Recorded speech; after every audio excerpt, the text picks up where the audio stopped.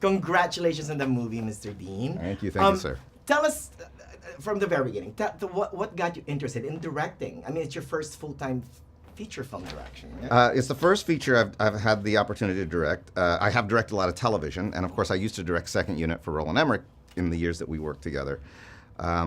So when the idea of this movie came about, I thought, all right, this one I'm saving for myself. And why is that?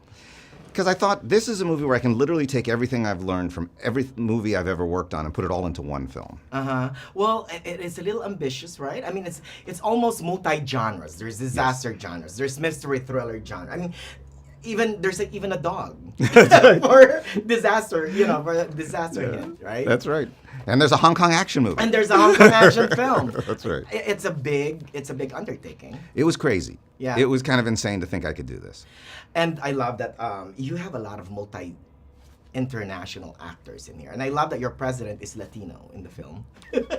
What was that? What was the intent? Well, at the time of the writing, there was a lot of talk about Marco Rubio potentially being president. So the concept of a Cuban American as president didn't seem so far-fetched.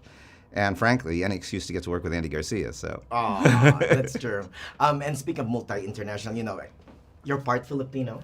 So I'm proud of that. Me too. And I love that, you make big big blockbuster films, yet you also focus on small films, like when I first interviewed you for Transit. Right. Right? That's right. Are you still working on some independent films in the future? Well, absolutely. And in fact, in about 3 weeks, we're opening a film about Lyndon Baines Johnson that Rob Reiner directed called LBJ.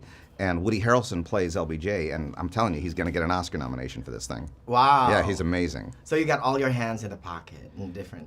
I like telling stories, yeah. And sometimes they're big ones, sometimes they're small ones, sometimes they're on the internet, sometimes they're on television. But I just like telling stories. And this is going back to Geostorm. It's a good sci-fi film.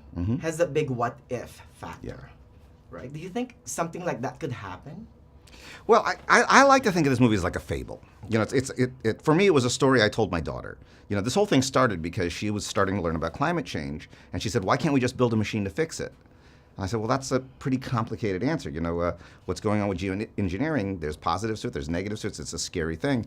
And I realized the best way for me to explain this to her would be a bedtime story, and that's literally how this script came about. Wow, bedtime story with disaster things. Well, it's a scary bedtime story. You're not going to sleep much after this story. No. Well, but then, what would your hope be? I mean, do you want people to start thinking about Mother Earth, maybe? I think that we're living in a time where we're getting wilder and wilder environmental disasters happening. I mean, extreme weather conditions, it's not getting less, it's getting more. And we got to deal with it, because if we wait too late, then maybe something like a geostorm could happen. Could happen, that's right.